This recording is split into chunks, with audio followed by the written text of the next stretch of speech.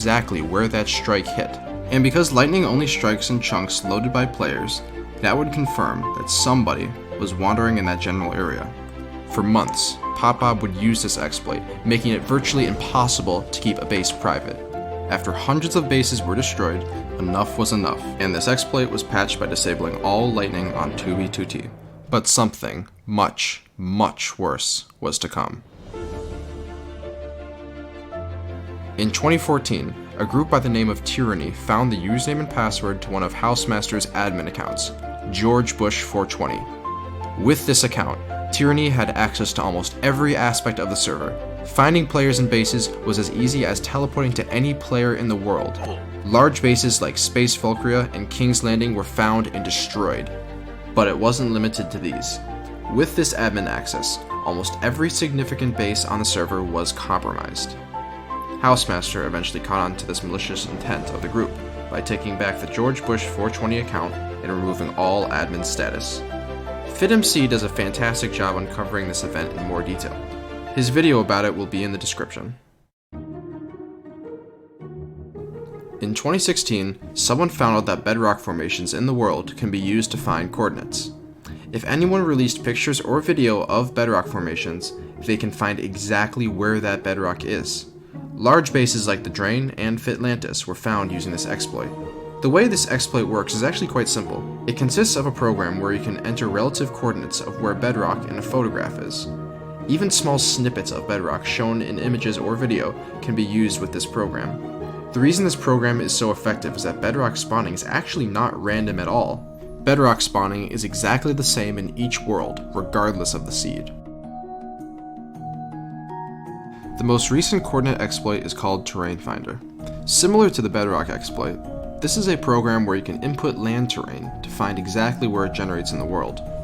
This program only requires two things: the 2b2t seed, which is public, and a photograph or video of the target location with natural land generation in it.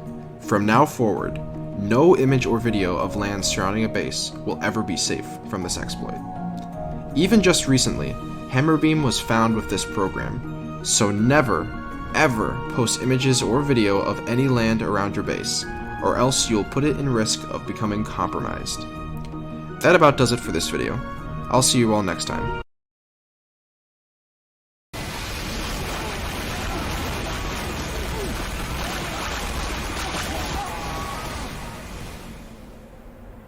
Let's talk about the Great Void. One day, Team Fortress 2 is going to die. I'm going to repeat that. One day, the game that you know and love, in which you had hours of fun, is going to be dead.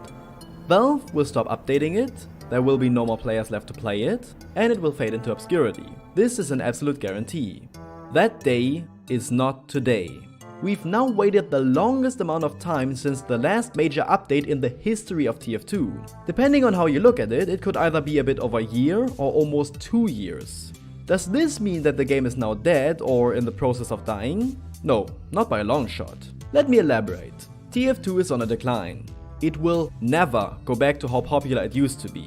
It still holds a large amount of players, and sometimes there's an increase in them too, but overall, the amount of them is steadily decreasing. I don't think that any update, not even a competitive update, could ever raise this game's popularity for an extended period of time. For a few months, yes, but then people will move on again. And that's normal and okay. Yes, it's depressing, but that's just how things are. We have to acknowledge this and not tell ourselves that everything's still the same way it used to be. However, this does not mean that the game has ended quite yet. In fact, I truly believe it still has a very, very long way to go from here. I'd like to take you on a journey down TF2's timeline from here until its end. Obviously, I can't truly predict the future, and I also can't tell exactly when these things will happen, so do try to think about this for yourself. This is just how I believe the game's future will take place. This will not necessarily be an uplifting timeline. In fact, you'll hear many things you may not want to hear. But I think that it's very important to talk about these things, to get an understanding of what could potentially happen and to prepare for them, if only mentally. So let's begin with not a single incident, but rather with a progress. I'm talking about updates for the game getting less and less frequent, but not due to development taking longer because of all the content, but rather because of lack of interests and more developers moving on to other projects. During this progress, we'll still see updates, but less new additions and more tweaks and small patches. Merely maintenance to keep the game alive and working, not necessarily new content to keep it fresh and exciting. Until eventually, they only do the absolute minimum.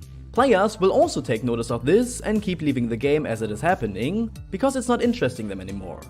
We may or may not be already in this progress. I believe the TF team is still working on something, very diligently even, but it's also possible that it won't be much longer till they burn out and move on to more interesting games. That is understandable and inevitable. And then, we'll reach the worst of the worst. The day that the TF team decides to entirely stop working on TF2. No more updates, no more small patches, not even any community content. This will be the catalyst for things to come. Why will they do it? Maybe they burned out, or maybe they decided to call it quits. Maybe they'll go out with a celebratory bang, or they'll simply let it fizzle out. Either way, this will be the moment that the game will not be officially supported anymore. Goodbye and thanks for all the fish. Afterwards, it all goes downhill. Almost immediately upon hearing these news, the majority of players will leave the game. Mostly out of disappointment, and because they don't feel like investing time in a game that's now confirmed to never be updated anymore is worth it. At the same time, content creators like artists and especially YouTubers will move on to other games. There won't be any more content for them to discuss, so they'll keep searching for something else. YouTubers that don't rely on new things to talk about might stay, but after their fans lose interest, they'll be forced to move on as well. Many workshop creators will also stop creating new items in the game, since they won't be added anymore and there's no monetary gain or even incentive to keep going. Eventually, the official Valve servers and even the item servers will be shut down. This might not be necessary for Valve to do for an incredibly long time, since it doesn't cost them much money and they won't go bankrupt anytime soon. However, I can imagine that it will happen one day, and it will be a main reason for many players, especially traders, to leave. More and more people will leave, and the flame that once shined brightly will get smaller and smaller and smaller. And then we'll have reached the end, right? But you know how they say, the flame that burns twice as bright only burns half as long? If that is true, then doesn't the opposite apply too? Because in that darkness, that great void, there is still a lonely flame. And that flame lingers. No, it burns. A small group of dedicated players that love the core game, they will stay with it. Those are the people who grew up on the game, who've been playing it for as long as they can remember. The same people that still play the game despite it being barely updated in years. Ones who withstood that endurance test and are still there. And the same goes for modders, map and item makers who will still release content for free online. Those people don't care for new things or benefits. They love the game for what it is and they want to enjoy it. Because there are two very important reasons that will keep that lonely flame burning. Two things that will keep the game alive even after its creators let it go. The first of those is community servers and how easy it is to set them up. Valve launched this game with not their own servers but ones hosted by players, and that's also how it will spend its last moments. Many of the good servers are dead nowadays, with only gimmicky ones surviving, like custom game modes and trade and idle servers. But in the future, when Valve servers get shut down, community servers is where you'll spend your time.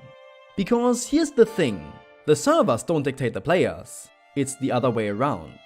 The real reason why only those custom servers survived is because it's simply more practical to use Valve's matchmaking to get the vanilla TF2 experience. Anything else Valve didn't deliver, however, so the community did it for them. But once you can't have that vanilla experience anymore, then the community will deliver again and replace those gimmicky servers. The second big reason for this game's survival is modding and customizability. Like player-hosted servers, modding was always a very big part of games when TF2 first launched. In fact, many of Valve's titles are simply mods, like Counter-Strike, Dota and the Team Fortress series itself. Valve never shut down fan projects or mods, unless they were just straight copies that didn't add anything original. But take a look at TF2 Classic. A whole separate experience created by fans that wanted to take the game in a different direction. And it's very competently made. I repeat, fans made their own version of the game whose quality rivals that of the original. And even in TF2 we can see great examples of modding. Saxton Hale, Freak Fortress, Slender Fortress, Random